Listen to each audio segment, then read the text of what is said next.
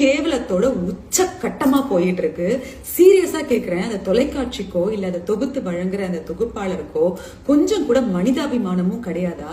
இல்லைன்னா டீசன்சிங்கிறதே கிடையாதா? நீங்க அந்த ப்ரோக்ராம பார்த்துட்டு தானே சார் வந்து ஆங்கர் பண்றீங்க, நீங்க அதெல்லாம் பார்த்துட்டு தானே டெலிகாஸ்ட் பண்றீங்க.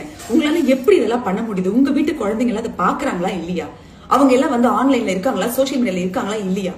உங்களுக்கு கொஞ்சமாவது சமூக அக்கறை இருக்கா இல்லையா? இந்த கன்றாவிய நீங்க டெலிகாஸ்ட் பண்ணி என்ன சாதிக்க போறீங்க?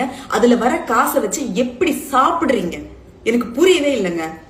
இந்த குப்பையிலேயே நாத்தம் அடிக்கிற குப்பை இருக்கு, நாத்தம் இல்லாத குப்பை இருக்கு. நீங்க உள்ள வச்சிருக்கிறது எல்லாமே வந்து பக்கா நாத்த குப்பைகள்.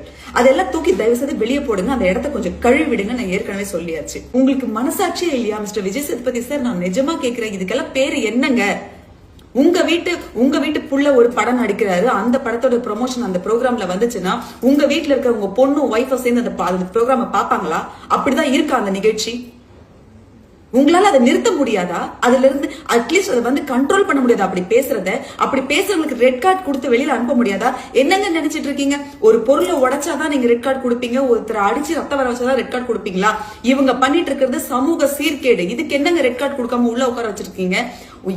கொஞ்சமாவது ஒழுக்கங்கிறது இருக்கா அவங்க யாருக்கிட்டையாவது? தயவு செய்து சொல்ற ப்ளீஸ், இந்த சீசனை தயவு செய்து இதோட நிறுத்துங்க.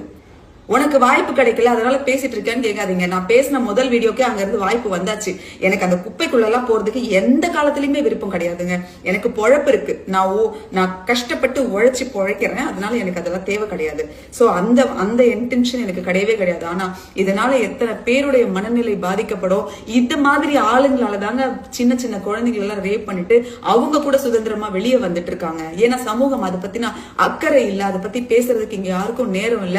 அவங்க எல்லாம் உட்காந்து யாரோ யார் கூடயோ உரசிட்டு இருக்கிறத டிவில பார்த்து என்ஜாய் பண்ணிட்டு இருக்காங்க. பிளீஸ் இதுக்கப்புறமாவது நீங்க கொஞ்சம் விழிப்போட செயல்படுங்க மிஸ்டர் விஜய் சேதுபதி சார். இந்த வீக்காவது கொஞ்சம் அவங்க பேசுறாங்க பாருங்க, நடந்துக்கிறாங்க பாருங்க, அதுக்கு கொஞ்சமாவது ஒரு ஆங்கர் பொசிஷன்ல இருந்தாவது பண்ணுங்க.